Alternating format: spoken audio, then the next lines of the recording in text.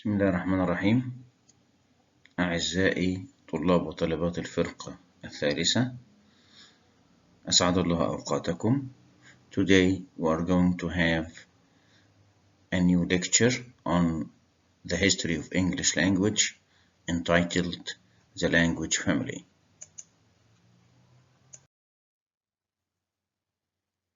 Now we'll start with the concept of language family.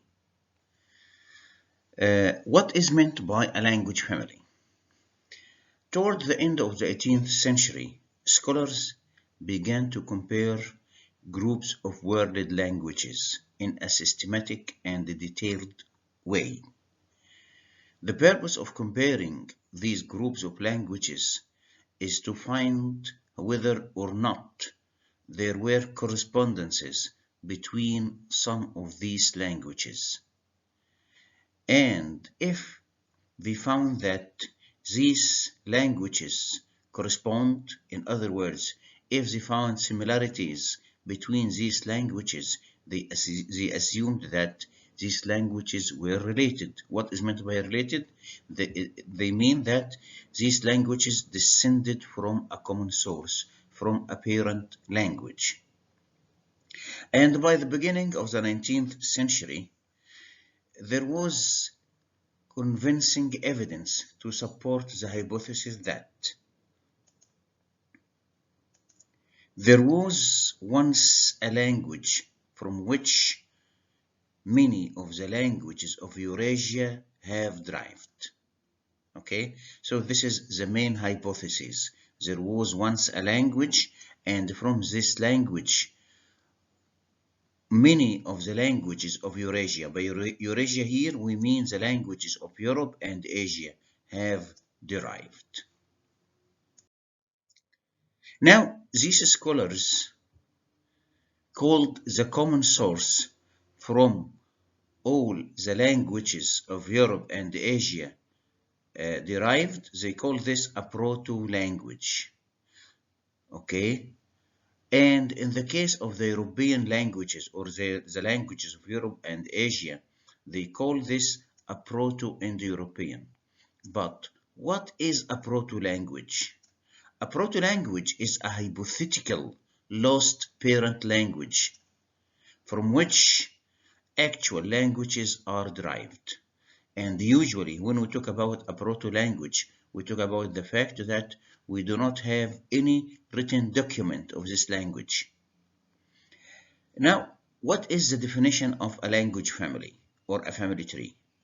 A language family or a family tree is a metaphorical concept. We do not talk about, here we are not talking about a real family. We just talk about a metaphorical concept. And this concept is used to explain what? To explain the historical relations between languages. Within the Indo-European family, we have a Proto-Indo-European, and this Proto-Indo-European is the parent language, and from this parent language we have daughter languages, and these daughter languages are like Latin, Greek, Sanskrit, and other languages. All these are called daughter languages. So the term family is used as a general term for any group of languages where there is a likelihood of historical relationship. In other words, if scholars think that there is some sort of historical relationship between some languages, they use the term family.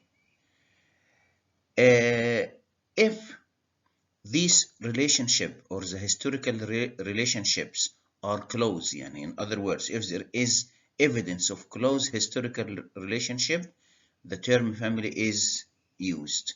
But if the relationship is less definite, it is not close, if it is what? Less definite, another term is used. This term is phylum. So family is used when there is evidence of close relationship, and the phylum is used when the relationship is less definite and less close. Now we are going to talk about the biggest language family in Europe. and this family is called Indo-European.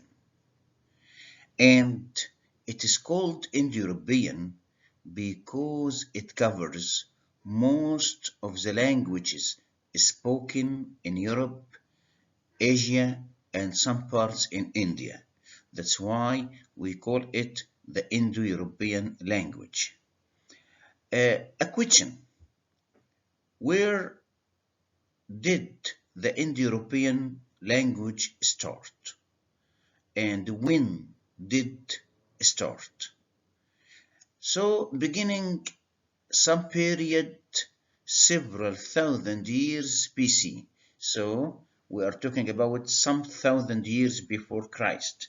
This Indo-European is starting perhaps at a point in the southern Europe. So, we talk about some thousand years BC and a place or a point in the south of Europe near the Asian border.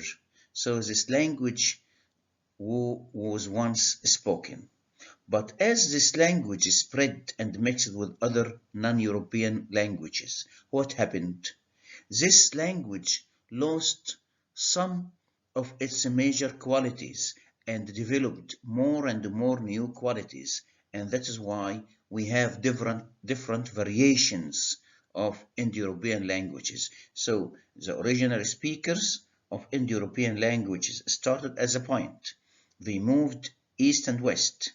The further they moved, the more they mixed with other speakers of other languages, and as a result, this language acquired new qualities, okay, and they developed new languages which we think to belong to the Indo-European family of languages. When we talk about the Indo-European family of languages, there are 8 groups, and these groups are divided into Eastern and Western. In the Eastern, we have 4 groups, and in the Western, we have 4 groups.